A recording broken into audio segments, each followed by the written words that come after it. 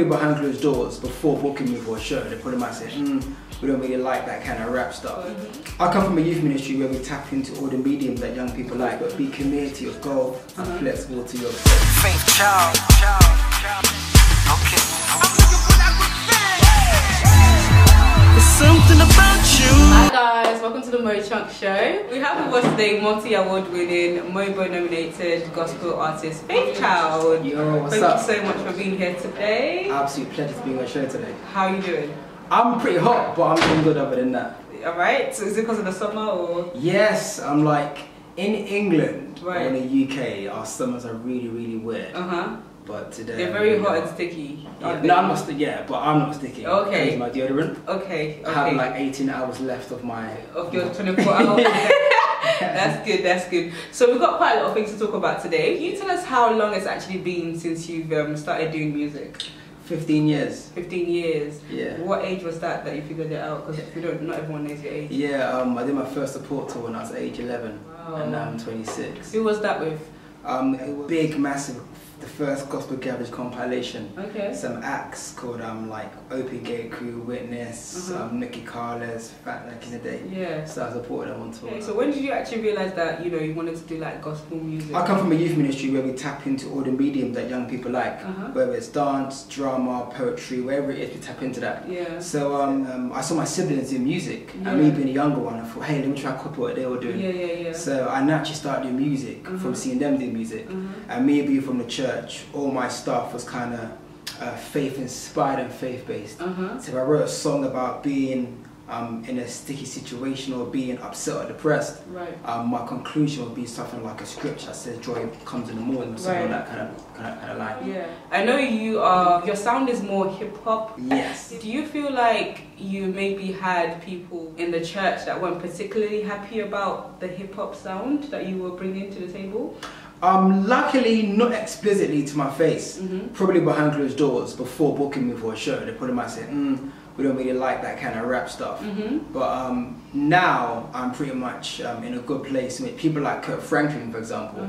If during his era, when he started doing music, it wasn't acceptable to make non-traditional gospel music. His stuff is very contemporary. It sounds like stuff in the radio. So people are like, oh, this is the devil's music, quote unquote. But luckily, because of people like him, he's kind of opened a way for many acts similar to myself to kind of run through and get our sound accepted in the church. Do you feel like that acceptance is more US based rather than UK based, or are people in the UK coming around as well to see that? Oh, the UK are very accommodating to it. Okay. I think once they accept it in the US, the UK tend to kind of copy. Because the US is like a bigger brother. So once they take to it in the States, they kind of take to it here in the UK too. So you already mentioned Kirk Franklin, and I'm just wondering, who are your inspirations, your gospel artists? Like, who do you look up to? Looking up to, I'm inspired by Kirk Franklin, as I mentioned earlier on, as well as Mary, because I appreciate their success. Their music has been accepted in a wider scale, and I admire the pair of them. You know they split up, right? Yeah, Erica and Tina, and I'm doing solo, but they are still going to be doing. Have you met any of them? Yeah, I met Kirk. I was in Kirk on literally like 3 days ago. Oh really? Was that the Leeds concert that you said that you went to? No, that one was the Gospel Fest. Okay. At the Olympic Stadium, one of the arenas there, and I was with him in April in Vegas, and then in December. So I see Uncle Kirk. Hey, Uncle Kirk. I see him. Got any albums that are exclusively out this summer or coming out? Well, my album Airborne is out now. It's the name of it, Airborne. And that album is about seeing your goals and aspirations take off. Right. And despite the setbacks and the obstacles, fighting through that to still achieve greatness. All the songs that are on there are touched upon different facets and areas of life. You got songs about dreams taking off, songs about setbacks, songs about love, relationships, and all sorts. So as a Christian, I can write and rap about anything, but my perspective will be different to the typical song you hear in the radio. Which is another interesting area. It's a great area, isn't it? Because I always wonder how far is too far for a gospel artist like yourself who has the contemporary, the rap sound, how far is too far? For me, too far is when, for me as a Christian now, when the message you're portraying in a song contradicts Christian ethos and Christian living. So if I'm writing songs about getting wasted and about sleeping around and etc. etc., then that is too far. But I believe as long as it's clean and it's good music and it doesn't necessarily contradict with the Christian faith and ethos and good ethics, then you're still good. So I know you recently graduated from Bible school. Yes, I did. That was such an interesting thing because School of Disciples, and it's just a course that enables you to understand the Bible a bit more on Christianity. I'm not trying to become no pastor, I'm not trying to become no TD Jakes or no things like that. But I think as a Christian, full stop, it's good to understand the Bible a bit more. I can read it myself, but in terms of someone kind of gives you a different perspective to that scripture and also gives you history to it behind it, you're able to kind of understand a bit more. Okay, so you also graduated from university. Yes. So let's talk about your university experience and possibly how you managed to balance artistry, ministry, as well as university. Uni was kind of fun. The thing is, I stayed at home. I went to London Met University. Oh, you stayed at home? Yes, that's boring. Yes, I didn't have no like dorm room. There was no girls knocking on my door asking to use the Wi-Fi. None of that kind of stuff. But and I rarely socialized with my uni peeps. Like literally, I was you can say I was a bit boring. So yeah, I would like literally like fly in for uni. Fly. Yeah. Not drive. No, because I would. Sometimes I would drive if I'm flying in from Nigeria for a show. Then I can't really drive from Nigeria. So I'd have to fly in on Arik or Virgin Nigeria. And come straight. I come straight with my suitcase straight to uni. And they were quite accommodating and they understood the fact that I was a musician. I needed to travel. So I rarely missed any of the days off uni. I wasn't allowed to actually miss days off uni. But it all worked out. Even though you've got a lot going on, were you able to balance? Yeah, I did. Time well? However, I wouldn't advise any student listening to this to do this. But I would submit like my modules. I would start them like a day before they're due. Because I work well under pressure. So I will still churn it out and still get good grades for it. But I would like to believe if I probably worked harder, I might have achieved an even higher grade. But that was literally how I managed to do it because my diet was really hectic. Unfortunately, I wasn't able to do it earlier. But that's the best I could do. At least you still. It wasn't a matter of you were procrastinating or anything like that. Because God wouldn't really be happy. Would he? Probably not. Did you say that there were any times where you might have fallen off in your Christian journey during uni? That might have possibly even affected your music. You know what? Not really. People knew I was that Christian boy in my class, but I wasn't like, oh, stop swearing, it's messing up my spirit. I was never that kind of holy guy. But more so a case where they'll be like, oh, Michael, that's my government name, Michael. Michael, I need some help with this. Can you pray for me? Yeah, man, I'll pray for you. So yeah, I think I'm a bit of a weird one, which I don't really have any like funky stories. Unfortunately. But uni was kind of cool for me. So how does it feel having nominations, even in the Mobos, won awards, many awards?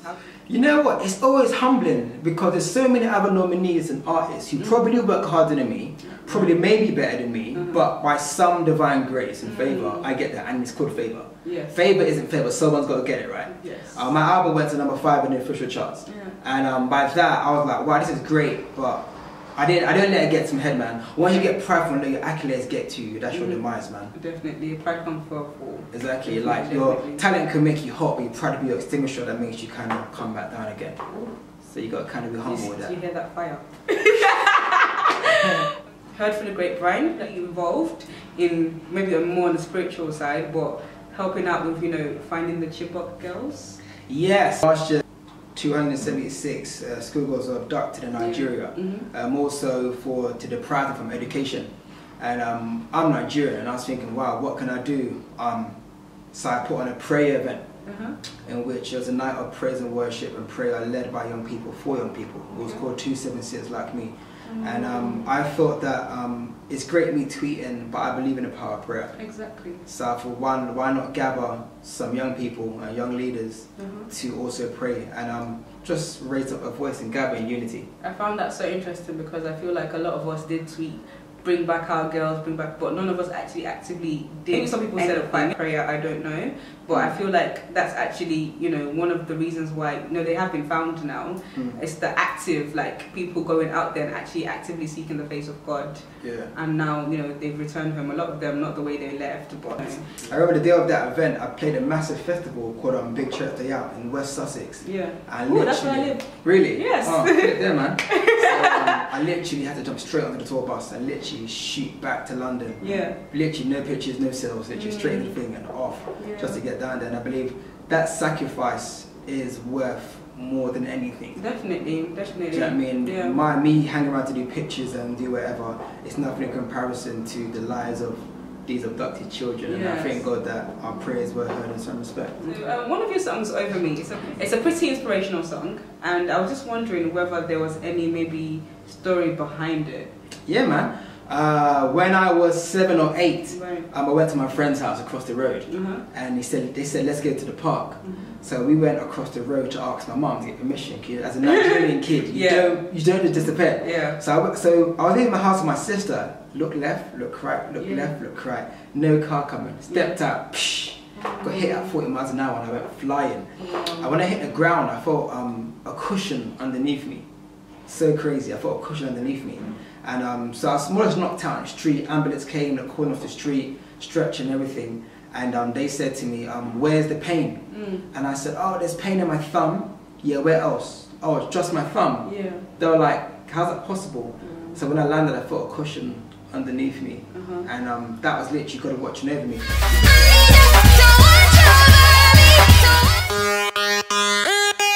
To whom much is given, much is expected. When you have a vision, you're bound to be tested. Friends go missing, my friends get tested. They said God was watching over you. Why did you get hit? But the fact I'm alive and my thumb is better, it's a kind of sign that... Is there anything wrong with it? No, my thumb works. My thumb works pretty well. Yeah. So that is the story behind that. And so for me, it could always be worse. Okay.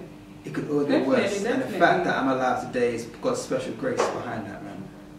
I'm so happy to hear that, and I think that's very significant because obviously now you're doing music, you're impacting people's lives, younger people's lives, and do you feel like that's a great responsibility sometimes? Yeah, it is, man. I go to certain shows in certain places and parents would be like, I don't want my son to have a mohawk like you have a mohawk. So talk to him. I'm like, this is pressure. Yeah. So I'm like, hey man, your mom doesn't want you to have a mohawk. Even though you have one. I have one. Okay. And she said you're copying me. Right. So to make mum happy, I'm gonna cut mine off. Okay. And can you cut yours off as well? Or can you not get one? It's like, okay, I'll listen to you. So I made that sacrifice to make one child or one parent happy. Yes. And you can't always please everyone. So if someone says they don't like me in black jeans, I'm not gonna have to go and get yellow jeans because realistically, but I didn't mind making that sacrifice for that young guy. I think it's definitely important, you know, because not every young Christian is able to, you know, listen to their parents. But once they see young people like them behaving a certain way, then they'll start to take to that a lot easier. I realised that every tweet is a press release. I remember I tweeted one time that now that I've finished uni, every day is like a weekend. I did an interview. A radio interview in Ukraine and they quoted my tweet. I'm like, you're in Ukraine. Like how I'm tweeting from probably my bed. It's probably my bed tweeting that. And you're in Ukraine and you're seeing that and you're taking note of that. So I've got to be careful of everything that I share on social media. Just because of people watching. And although I may have like thousands of followers and I may not get thousands of retweets, it doesn't mean that I haven't seen it. Yes. Do you know what I mean? So I've got to be mindful of everything that I push out because I don't just represent myself, I represent a faith. And I represent my ethnicity as well. Because if I do something silly now, mid-20 black male, do you know what I mean? So now I'm messed up or I'm now not as reputable for my race. So there's so much pressure. It's so important to know that you have that responsibility. Have you got any future projects coming? Yeah, the album's out now. So I'll be doing something called the Takeoff Challenge with a company called MAF. And it's about seeing your dreams, goals, aspirations take off in 21 days. Okay. And 21 days? Yeah. So I'm looking forward to that. And it's not just your fares, but also stuff like, for example, if you want to learn how to ride a bike, 21 days to do that. So literally pushing yourself to do something new, something different. And that's what I'll do first. I didn't learn how to ride a bike until I was 13. So. Yeah, that's not bad. Yeah. I can't swallow tablets and I don't like dogs. So I don't like hopefully those. I can try and conquer that. Oh, maybe I should join it and try and conquer. Of course you got to do that, man. So where is that going to be? It'll be all over my social media in due course. So look out. So is it just kind of like an online thing, or are people meeting up? And it's an online thing. Okay. It's an online thing. You can document it any way you want, and then after 21 days, I'll kind of put a collage of people's different challenges and what they've done, and the whole world can see it. Okay. Is that going to be spiritual based or more just encouraging each other kind of thing? Every facet of life. If you want to fast 21 days, if you want to do fitness, you don't even have to be a Christian to get involved. It's literally a human being. Yes. The key thing about bettering yourself, and I believe you don't have to be of any faith or any kind of belief system to be a better person, to try to better yourself. So whether you want to do fitness, do whatever, 21 days you've got to make it happen. I like that. And then the latter part of the year, we do the Airborne tour. It's a tour for my album, so we're going across the UK, Europe, and I've got a few dates in other countries too. So I'm looking forward to that. Sounds really exciting. Coming to a city near you. I'm really looking forward to what you've got, in store for the future, for your album. Hopefully that's going to be... Are you touring in the UK as well? Yes. Okay, so like just London or... No, London, Leeds, Manchester, Dublin. I do forget Belfast, sometimes that there's more to the UK than London. You need to get out more, I do forget. Yeah, okay, yeah, alright. So yes, hopefully you guys, will come along to the gospel concert. Is it a gospel concert? It's a concert. I'm a Christian, I make music. So these tags and labels can put people off. Because someone said to you, listen to this song, it's Hindu rap. Be like, I don't really believe in the Hindu walk of life, so I won't listen to it. Right. But he's just a Hindu guy singing. Yeah. So I'm a Christian, I make music, and all my stuff is clean. So I don't mind the tag, but I tag to put people off. Okay. But the message is what it is. Thank God. Okay, so I'm very excited to see what you have for us in the future, what you have for us over the next couple of months. And that challenge, hopefully you guys can get involved with that. I know I definitely will. Thank you so much for coming on the show today. I really appreciate that. Give any shout outs, any final words? Yes, I'd say be the best person you can be. Life always brings setbacks and obstacles, but be committed to your goal and flexible to your approach. Plan B is to make plan A work. The plan B filters to a plan C, D, E, F. And many other letters I can't spell with my hands. Wow. But be committed to your goal, but flexible to your approach. Right. Yes, to commit to your goal, but flexible to your approach. If I want to get from London to, let's say, from Victoria to Oxford Street, Oxford Circus, forgive me, I'm a Londoner. Yeah. I could either get like a bus, I get the underground, I could walk, get a bicycle. There's so many routes, but I'll still get to my destination. Definitely. Key thing is keep the main thing and work around that. I love it. And make sure you subscribe. Shout out to the shorty over here. Subscribe to her channel. Tweet me at Faith Child Music. The gram, Faith Child, and just keep showing love and support and big up yourself, man. Okay, guys, thank you so much for watching the show. Make sure you like this video, make sure you share it, make sure you also subscribe to my channel. Do you have a YouTube channel? Yes, I do, Faith Child TV. Okay, subscribe to his channel as well. Okay, I will see you guys in the next video. Peace and love, peace and chunks.